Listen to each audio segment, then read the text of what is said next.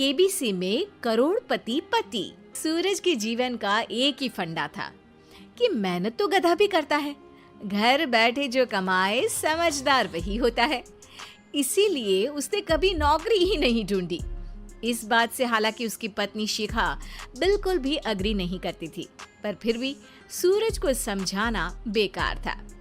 TV में कैसे बनोगे करोड़पति का ऐड देखकर उसे लगा कि बस अब तो घर बैठे ही वो करोड़पति बन सकता है, और उसके पीछे उसने अपने सारे सोर्सेस एक्टिव कर दिए।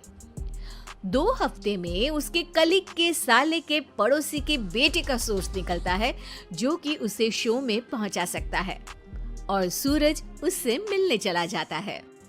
अच्छा, तो हमें मुकेश जी बता रहे थे कि आप हमें शो में पहुंचा सकते हैं।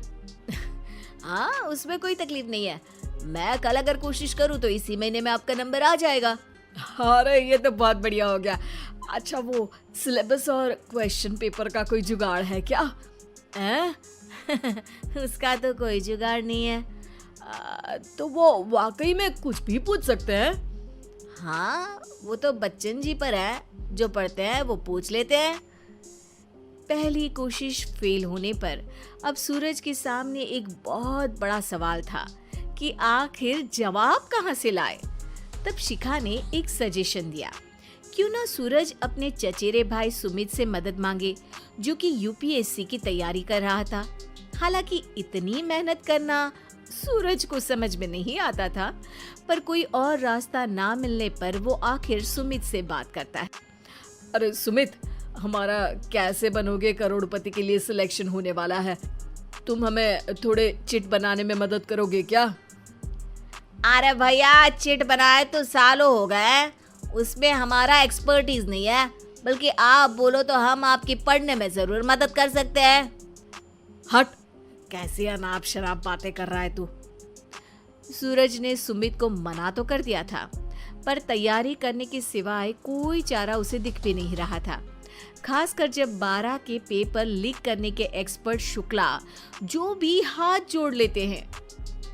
आखिर सूरज को सुमित के पास जाना ही पड़ा, और उसने सुमित और शिखा से वादा किया कि वो बहुत मेहनत करेगा।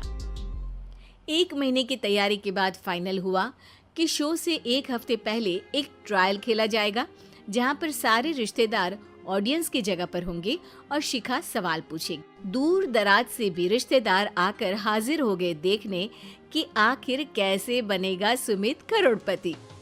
सब कुछ सेट था, और इतने में सूरज आकर अपना स्पीच देता है। ये 1 महीना मेरे लिए आसान नहीं था, पर अपने भाई सुमित और अपनी पत्नी शिखा की मदद से मैं इतनी दूर पहुंच पाया हूँ। मेरे मम्मी पापा के आशीर्वाद ने भी बहुत साथ दिया है मेरा। मैं उम्मीद करता हूँ कि आज के शो में आप लोगों को बहुत मजा आएगा। साक्षी पहला सवाल पूछती है और पूरे कमरे में सन्नाटा छा जाता है। इंडिया में कितने स्टेट्स हैं? 3, सॉलिड, लिक्विड और गैस। अरे रुकिए, तो ऑप्शंस तो देने दीजिए। इतने में 5वीं कक्षा का चिंटू बोल उठता है। अरे क्या मामा, आप तो पहले सवाल पर ही आउट हो गए। अरे बेटा, पहला सवाल तो ट्रायल होता है ना। अरे तुम अब देखना। देखने जैसी बात तो थी ही। सूरज को इतना शांत किसी ने नहीं देखा था। कभी कभी तो लगता था मानो सूरज आंख खोलकर ही सो गया हो। मामा जल्दी करो प्लीज, कल सुबह पनवेल भी तो निकलना है। अरे हट, कंसंट्रेट करने दे मुझे।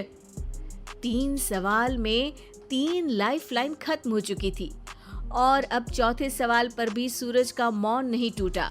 पर सूरज अभी भी हार मानने को तैयार नहीं था। उधर हर कोई सूरज को छोड़ सुमित को देख रहे थे। आखिर सुमित ने ही तो पढ़ाया था सूरज को। गजब बेइज्जती है यार। अरे बेटा, तो बाप का, दादा का, भाई का, सबका नाम बुड़वाएगा। अरे 3 लाइफलाइन ले ली तो भी तेरा कुछ नहीं होना है। अरे कोई इतनी बात करता है क्या शो पर? अरे बेटा, शो पर तेरे जैसे भी तो नहीं आते ना। सूरज की ये जंग आखिर 1 घंटे बाद 5वें सवाल पर खत्म हो गई, जब उसने इंडिया के नेशनल बर्ड का नाम कहा, कौवा। अरे बेटा, मजा तो बहुत आया, बस थोड़ा टाइम पर खत्म होता तो आनंद भी आ जाता।